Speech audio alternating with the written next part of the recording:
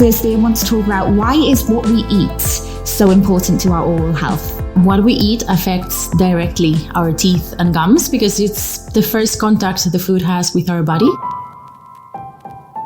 Welcome back to Dr. Roze BioHealth podcast. Today we are joined by Dr. Laura Maanon, our general practitioner and cosmetic specialist in our DIFC clinic. You studied in London and she was born and raised in Spain and has recently moved to Dubai from Cork, Ireland.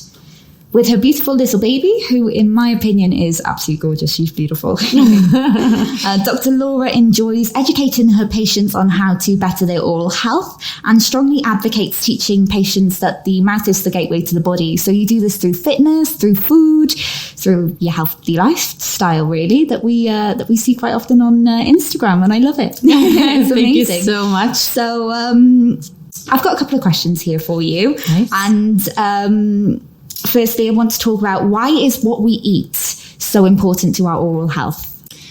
Well, what we eat affects directly our teeth and gums because it's the first contact the food has with our body. So it affects in terms of the mineralization of the teeth. Mm-hmm. It affects how we feed the bacteria in our mouth. So we can cause a good impact or a bad impact. Okay. And you talked about remineralizing. Yes. So our mouth, mm-hmm. our saliva has the power of remineralizing the teeth.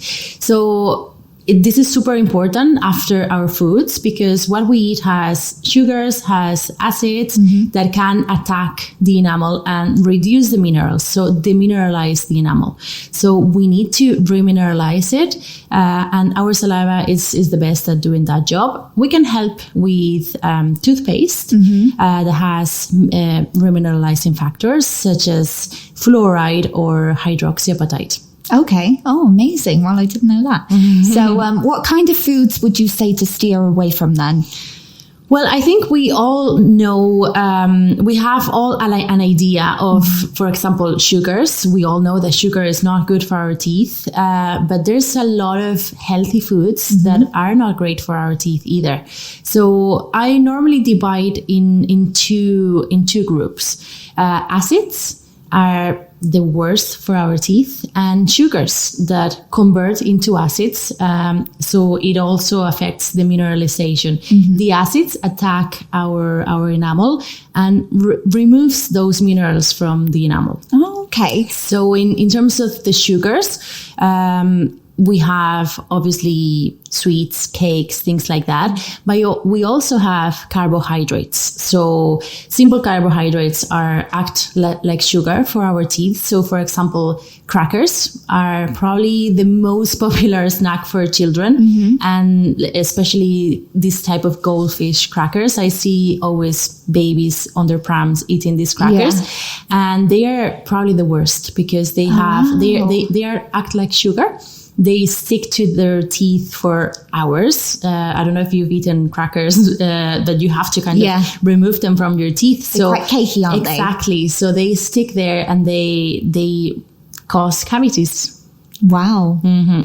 Oh, I love crackers and cheese. Yeah, they're nice. Well, cheese contrasts a little bit because it is a little bit basic, so alkaline, so it will contrast a little bit the acidity. Okay. But I'm not saying we shouldn't eat sugars or acids ever. We just have to be wise on when, how, and how often we take them. And it's all in moderation, really, isn't it?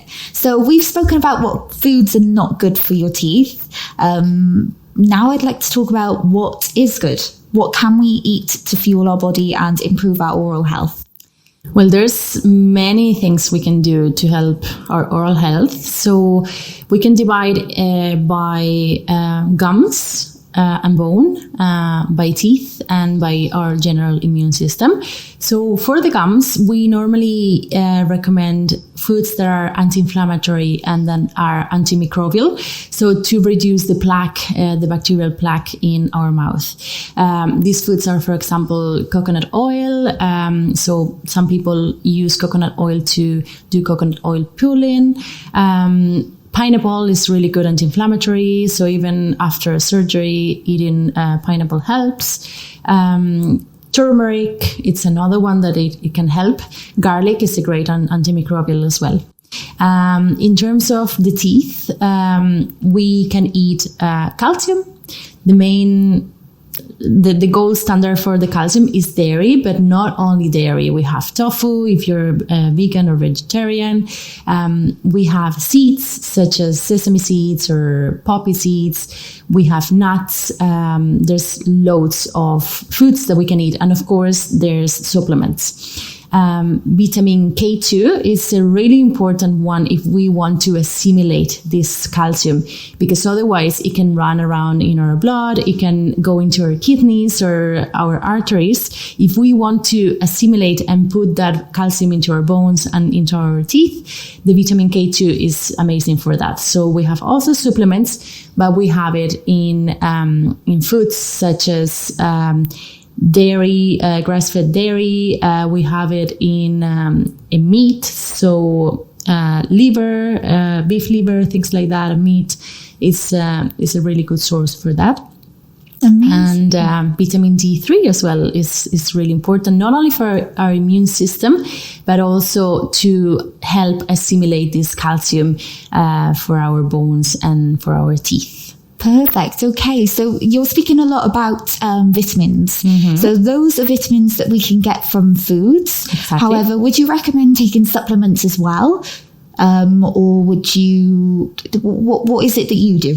So it depends a lot on how your diet is. If you have a really good diet, balanced diet, you eat fresh foods, fresh vegetables, and a variety of foods, you maybe don't need supplements. Mm-hmm. But it's really important if you're feeling that there's something wrong, to get a blood test to check what vitamins you have, the amount that you have, and then from there you can decide to take supplements.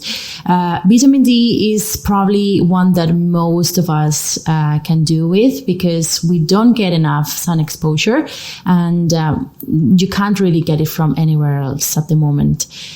So vitamin D, I recommend.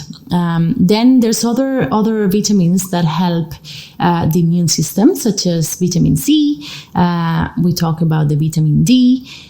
So it's a good option if you think that your immune system is not in a perfect condition to take some supplements. But in my opinion, the first and main way of getting the vitamins and all the nutrients is from your foods. Vitamin A, for example, is really important as well for the immune system.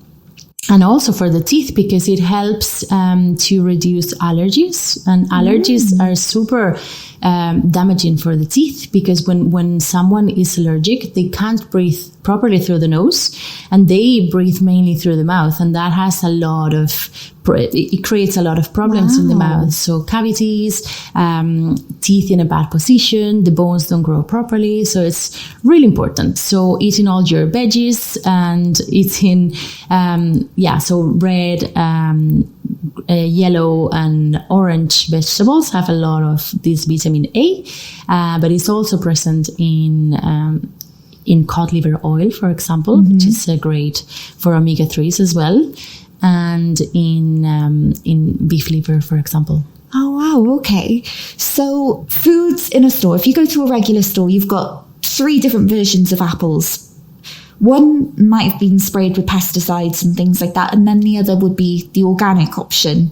Would you say that there's more vitamins and minerals in the organic, or? Not really. In terms of vitamins and minerals, they have pretty much the same. Okay. Because they grow in a soil that nowadays is pretty much depleted from nutrients. Mm-hmm. So all of the food, organic or non-organic, grows in pretty much the same soil. Okay. The main difference will be in terms of pesticides and in terms of how they are growing these vegetables. Yeah. But it won't have more vitamins. Ah, okay. So I always thought that the organic option would be better for you, but it is just solely on how it's grown, essentially. Mainly, yes. Oh, wow. Okay. Amazing. Oh, thank you for that. No problem. So in regards to that, then, when you are having a snack or when you've eaten something that is sugary or acidic, when should you leave it to go and brush your teeth? We always recommend to wait at least a minimum of 30 minutes. Okay. But if you wait 45 to an hour, it's even better. Okay. We are allowing the saliva to do its job of remineralizing the enamel. So bringing back those minerals into our teeth and strengthen the enamel again. If we don't wait this time and we go and brush straight away after eating, especially something acidic, we are basically removing this soft enamel that is remaining there without minerals. We are just damaging the enamel. Oh, okay. So essentially, the enamel is acting as like a barrier to the teeth. And when you're eating sugary foods, it makes it soft. Yes, exactly. So the enamel is the hardest layer of the tooth, is the outer layer of the tooth, which makes actually the tooth whiter as well.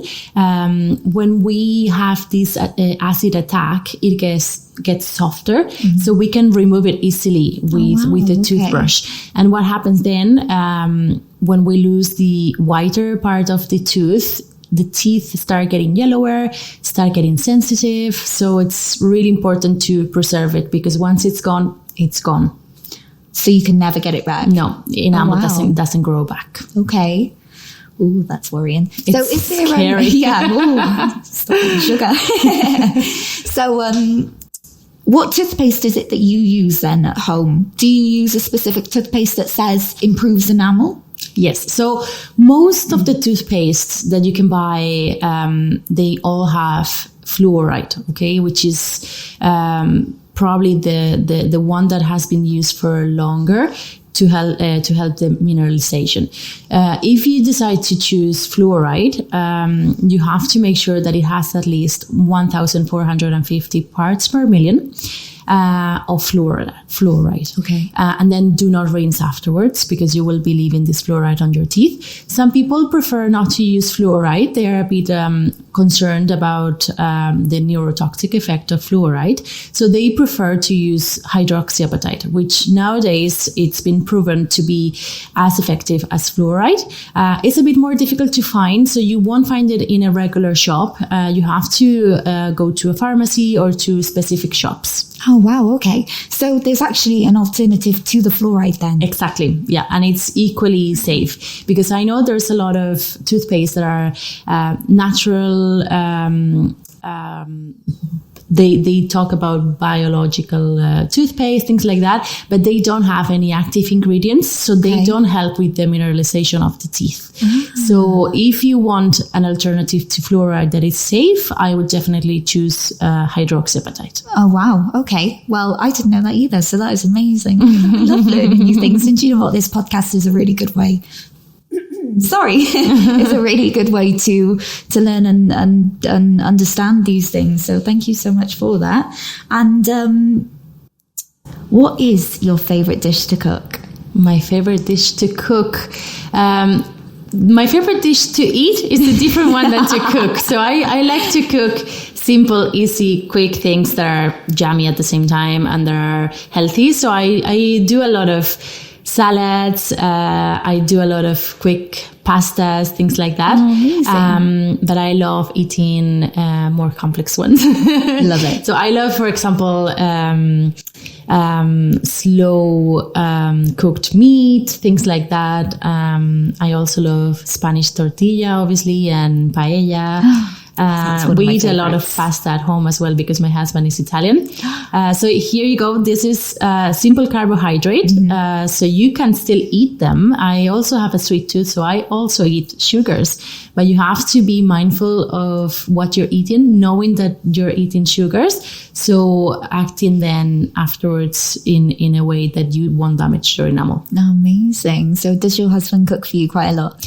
Not really. No? Not really. He's not. He's a bit lazy for the cooking, to be honest. He just makes a super quick pasta. But it's still delicious. It's delicious. Yeah, it's very nice. He's a good cook for pasta, but he's like even quicker than me. Oh wow, that's amazing. So my family is actually from Italy, so I can cook pasta. However, it's never as nice as my family's. So I do give up trying. Yeah, I think they just use different condiments, different sauces. And I think they just give it a little bit of love, don't they? Exactly. And when I'm eating, I eat it because I'm hungry. Yeah, you have to do like this too. Yeah. If you cook it like this, then you're done. A little pinch of salt as well.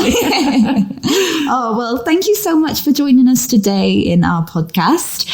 It was really nice to have you. Congratulations on your first one. And we look forward to the next. Thank you so much. It was lovely being here. Oh, thank you.